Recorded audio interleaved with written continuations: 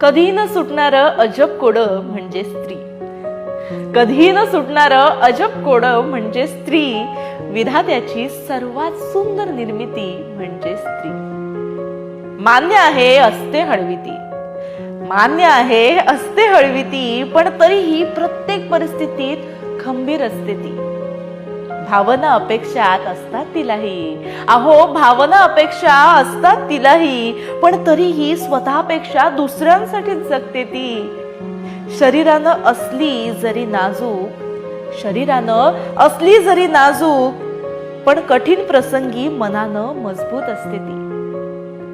घड्याळाच्या काट्यावर सुरू असते रोजचीच कसरत, घड्याळाच्या काट्यावर सुरू असते रोजच कसरत, तरीही न थकता सारं सावरून घेणारी असते ती. नात्यांचा प्रवास तिचा कधीच संपत नाही. खरंय, नात्यांचा प्रवास तिचा कधीच संपत नाही, पण प्रत्येक नातं प्रामाणिकपणे निभावणारी असते ती. हसरे दिसते अंगण तिच्याच अस्तित्वाने, हसरे दिसते अंगण तिच्याच अस्तित्वाने, चार भिंतींना घरपण देणारी असते ती. कधीही न सुटणारं अजब कोडं म्हणजे स्त्री. निर्मात्याची, विधात्याची सर्वात सुंदर निर्मिती म्हणजे स्त्री.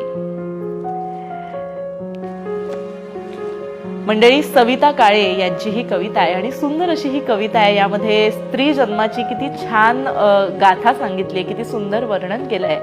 सगळ्यात आधी माझ्या सगळ्या लोकमत सखीच्या, माझ्या सखींना जागतिक महिला दिनाच्या खूप खूप शुभेच्छा. खरं तर प्रत्येक स्त्री, मग ती अगदी वर्किंग वुमन असेल किंवा हाऊसवाईफ असेल, दोन्ही जबाबदाऱ्या खूप लिलया पेलवत असते आणि तारेवरची कसरत तिची जरी चालत असली बाहेरच्या जगात, तरी सुद्धा नात्यांना जुळवून ठेवणारी सुद्धा ती असते. मग ती आई आहे, मावशी आहे, आत्या आहे, आजी आहे, ताई आहे, अशी वेगवेगळी रूपं वेगवेगळ्या नात्यांमध्ये ती बांधलेली असते, पण तरी सुद्धा स्वतःवरती प्रेम करायला ती विसरत नाही. तसंच माझ्या सगळ्या मैत्रिणींना माझं हेच सांगणं आहे, स्वतःवरती खूप प्रेम करत राहा, कारण तुमच्याकडेच नवनिर्मितीची ताकद त्या विधात्यानं दिलेली आहे. त्यामुळे निर्मिती ही खऱ्या अर्थानं स्त्रीच्या हाती आहे.